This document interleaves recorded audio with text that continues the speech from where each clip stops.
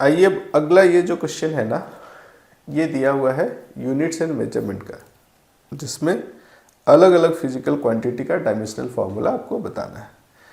पर units and measurement में जब डायमेंशनल फार्मूला हम लोग पढ़ते हैं तो उसमें अलग अलग फिजिकल क्वांटिटीज का डायमेंशनल फार्मूला पता करने के लिए आपको उस फिजिकल क्वांटिटी का रिलेशन किसी दूसरे फिजिकल क्वांटिटी या बेस क्वांटिटी से पता होना चाहिए। इसके लिए आपको फिजिक्स का पूरा फार्मूला पता होना चाहिए। तो आप इसको बेसिकली सिर्फ यूनिट्स एंड मेजरमेंट का सवाल ना कह के आप कह सकते हैं कि जो जो टर्म्स यूज हुआ है उसके उस टर्म्स के बारे में भी आपको नॉलेज होना चाहिए। एक है कोफिशिएंट ऑफ विस्कोसिटी, यहाँ पे उसका अगर हमें पता करना है डायमेंशनल फार्मूला तो कैसे पता करेंगे? तो आपको कोफिशिएंट ऑफ विस्कोसिटी का कोई ना कोई एक फार्मूला पता होना चाहिए। कोफिशिएंट ऑफ विस्कोसिटी कहाँ से आया? विस्कस फोर्स से आया है। और भी कुछ टर्म फार्मूला है जिसमें कोफिशिएंट ऑफ विस्कोसिटी आता है, पर हम लोग विस्कस फोर्स वाले से चलते हैं। तो फोर्स इज इक्वल टू हो जाता है, क्या लेते हैं? Coefficient of viscosity, viscous force area का प्रोपोर्शनल है, और dv बाई dz या dx लिखते हैं, पोटेंशियल ग्रेडियंट के प्रोपोर्शनल है। तो अब अगर ईटा का आपको डायमेंशनल फार्मूला बताना है, ईटा का, तो फोर्स का डायमेंशनल फार्मूला को मल्टीप्लाई करेंगे dx से, डिवाइड कर देंगे इसको a dv से। तो फोर्स का डायमेंशनल फार्मूला होता है mlt-2, हाँ ठीक है सर, dx लेंथ को रिप्रेजेंट करा इसलिए l divided by L square into V क्या होता है? lt-1। तो कुछ कुछ कार्यक्रम यहाँ से कर दिया जाए, ये कट गया, l से सर एक l को भी काट दीजिए, मार दीजिए, मार दिया। अब क्या क्या बच गया है? यहाँ पे जो बच गया आपके पास वो है m, l नीचे वाला ऊपर जाएगा तो हो जाएगा l-1, नीचे का t-1 जाएगा तो t+1, और t-2 के साथ उसका मल्टीप्लिकेशन t-2 के साथ t+1 अगर मल्टीप्लाई हुआ तो t-1 रह जाएगा। ईटा का डायमेंशनल फार्मूला तो मिल गया ml-1 t-1, ml-1 t-1, यानी कि फर्स्ट वाले का मैच, इसका मैच है थर्ड से। कोई ऑप्शन है पहले का थर्ड?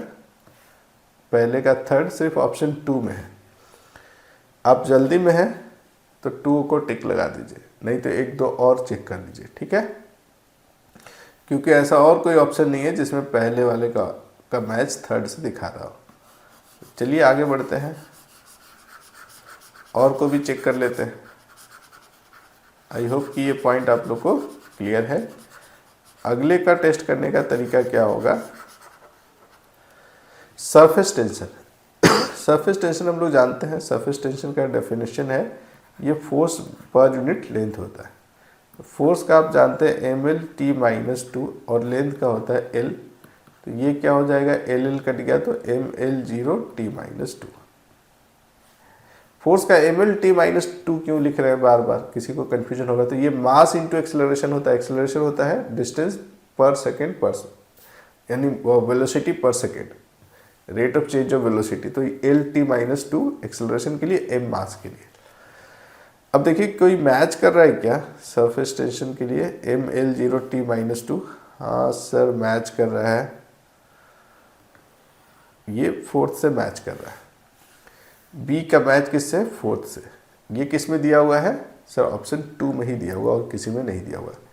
तो अब और पुख्ता हो गया कि ऑप्शन 2 ही करेक्ट आंसर है। फिर भी किसी का मन ना माने तो एंगुलर मोमेंटम चेक कर लीजिए। एंगुलर मोमेंटम क्या होता है सर? ये होता है mv/r परपेंडिकुलर, मास v के लिए l, t-2, r के लिए भी l।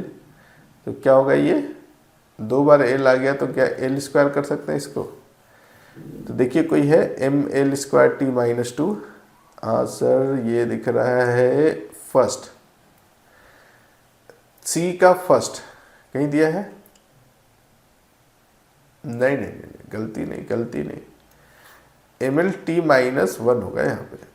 v का होता है l-1, गलती नहीं, ये ml-1 और ये एक और l, तो ये फाइनली होगा ml2t-1। तो फर्स्ट वाला का मैच किससे है?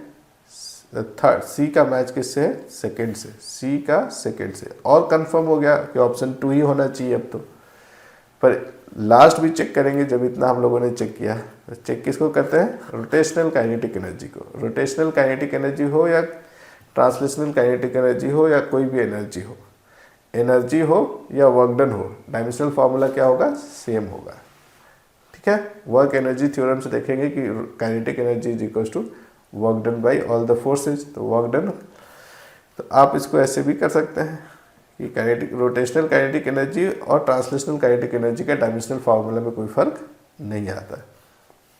तो हाफ mv स्क्वायर, या आपकी इच्छा हो तो हाफ आई ओमेगा स्क्वायर कर दें। ठीक है, आई मोमेंट ऑफ इनर्शिया होता है मास इंटू एल स्क्वायर, पता है ना। ओमेगा क्या है, ओमेगा रेडियन पर सेकेंड है, तो ये t-2 का रेडियन डायमेंशन लेस होता है। एम एल स्क्वायर t-1 किससे मैच है इसका, अब एक ही बचा है मार्केट में, फर्स्ट वाले से इसको मैच करना था। डी का मैच किससे है, फर्स्ट वाले से। तो सही आंसर इसमें क्या है, सेकेंड वाला। इसको हम लोगों ने बहुत पहले पकड़ लिया था, पहले ही वाले राउंड में पकड़ लिया था, पर आपको सभी का डायमेंशनल फार्मूला कैसे पता करते हैं ये समझाने के लिए इस क्वेश्चन के हर एक ऑप्शंस को हमने चेक किया है। बिल्कुल सही, सही आंसर इसका होगा सेकेंड ऑप्शन।